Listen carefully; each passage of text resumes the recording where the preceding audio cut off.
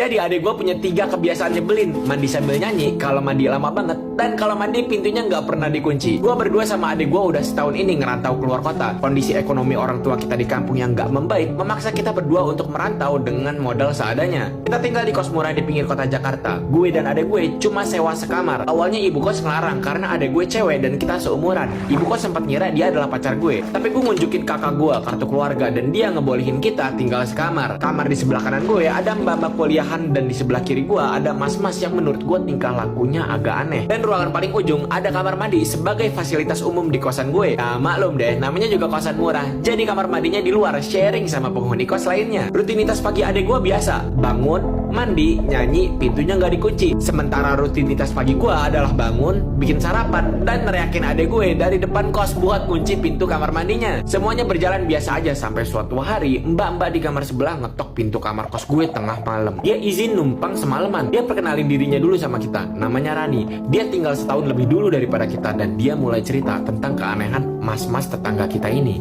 Entah kenapa si Rani sering banget ngerasa diikutin sama mas-mas ini kalau dia lagi mandi. Entah si masnya pura-pura ngejemur atau sekedar ngerokok di depan kamar kosnya. Rani berusaha nggak curiga dan nyimpen ini sendirian sampai akhirnya malam ini ketika Rani lagi sibuk ngerjain tugas kuliahnya, dia lihat ada bayangan mondar-mandir di depan jendela kamarnya Rani.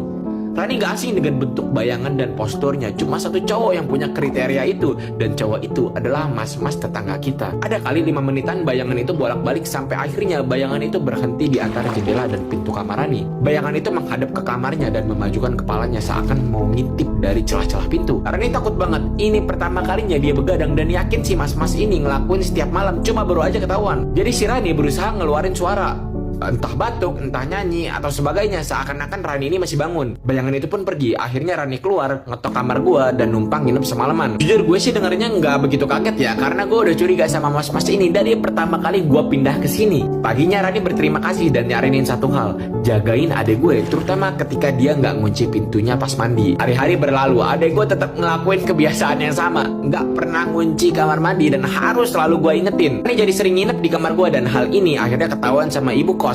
Kita pun cerita yang sebenarnya, bla bla bla dan bla. Untungnya ibu kos itu ngertiin kita. Sayangnya kita belum punya bukti yang kuat sehingga ibu kos itu nggak bisa ngeluarin mas-mas itu. Lagi pula mas-mas itu udah jadi pelanggan setianya ibu kos lebih dari 5 tahun. Ibu kos akhirnya ngasih solusi baru. Dia beli pintu kamar mandi yang otomatis kekunci sendiri. Jadi untuk orang yang kayak adik gue yang super teledor ini, pintu ini cocok banget dan gue nggak perlu lagi teriak-teriak kunci pintu setiap kali dia mandi. Hari itu gue pulang kerja jam 5 sore. Di situ tumben adik gue sampai rumah duluan. Dia bilang dia izin pulang cepet karena habis isya mau janjian sama cowok PDKT-annya. Sebagai abang, gue ngerasa gak suka adik gue yang cewek udah mulai kenal pacar-pacaran. Tapi apa boleh buat, gue sendiri juga pacaran. Dan malam itu gue juga emang udah janjian sama pacar gue buat ketemuan. Adik gue di hari itu super excited. Gak pernah gue ngeliat dia seniat ini mau jalan keluar ketemu cowok. Sampai-sampai udah nyiapin baju bagusnya, digantung di depan lemari karena habis dia setrika sampai gak ada kusutan sedikit pun di bajunya. Baru banget gue duduk di kasur ngelepas penat habis ngelawan macetnya Jakarta, ibu kos manggil dan nyuruh gue masakin pintu kamar mandi barunya. Gue ngela nafas.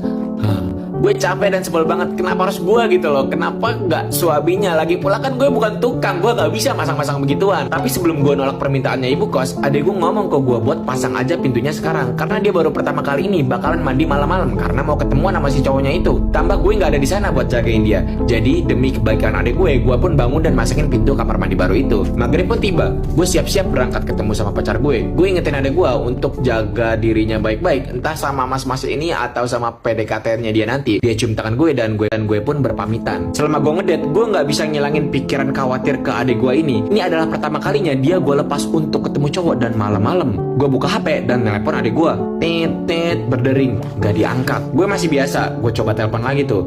Tit berdering lagi, tapi nggak diangkat lagi. Gue agak panik. Gue telepon lagi dah tuh. Tit berdering dan ya nggak diangkat. Pikiran gue cukup kacau dan yang ada di otak gue adalah kalau ditelepon 3 kali nggak diangkat, seterusnya pun juga nggak akan diangkat. Gue lihat jam di HP gue yang menunjukkan jam 12:30 malam. Dia belum ada kabar sama sekali dan gue terpaksa buru-buru pulang. Brem. Gue sampai di parkiran kos, matiin motor dan bergegas menuju kamar. Di pertengahan jalan menuju kamar gue, langkah kaki gue berhenti. Gue nengok ke parkiran dan baru ngeh motor si mas-mas tetangga nggak ada. Ini tuh main banget. Sebelumnya dia sama sekali nggak pernah keluar sampai selarut saat ini. Gue nengok ke kanan yang kebetulan lagi berhenti tepat di depan jendela kamar kos si mas-mas. Dan bener aja, kamarnya gelap seakan gak ada orang. Gue berusaha positive thinking dan jalan menuju kamar gue. Krek, suara gue buka pintu cepet-cepet karena dalam posisi panik. Pintu kamar kos kebuka dan belum ada adik gue di situ. Jantung gue kerasa mau copot. Kemana dia sampai jam segini belum pulang? Siapa sih emangnya cowok PDKT-annya? Kok sampai nggak ada kabar? Gue nyalain lampu kamar dan gue berdiri kaku menghadap lemari. Ngeliat baju bagusnya masih tergantung dengan rapi tanpa sedikit kusut di bahannya seakan belum pernah dipakai. Gue membalikkan badan, mata gue tertuju ke meja di samping kasur tempat dia biasa naruh HP, dan disitulah HP-nya dengan 3 notif telepon tak terjawab dari nomor gue. Gue lari keluar kamar kos dengan niat nyari ke tempat kerjanya, dan langkah kaki gue berhenti ketika ngelihat pintu kamar mandi tertutup dengan posisi lampu menyala. Gue berjalan perlahan menuju kamar mandi. Gue tarik nafas dan buka pintunya, dan disitulah dia, adik gue, terbaring lemas tak bernyawa. Tak sepatah kata pun dapat keluar dari mulut gue, hanya air mata yang menetes ke tubuh lemahnya. Gue peluk dia seerat yang gue bisa sambil memutar otak memikirkan siapa yang tega ngelakuin semua ini. Gue melihat sekeliling ruangan kamar mandi, mencoba mencari petunjuk, dan disitulah gue lihat ada kertas kotak peringatan kecil menempel di pintu kamar mandi. Kotak itu bertuliskan, peringatan, ketika terkunci, pintu hanya bisa dibuka dari dalam. Dilarang memasang dalam posisi terbalik.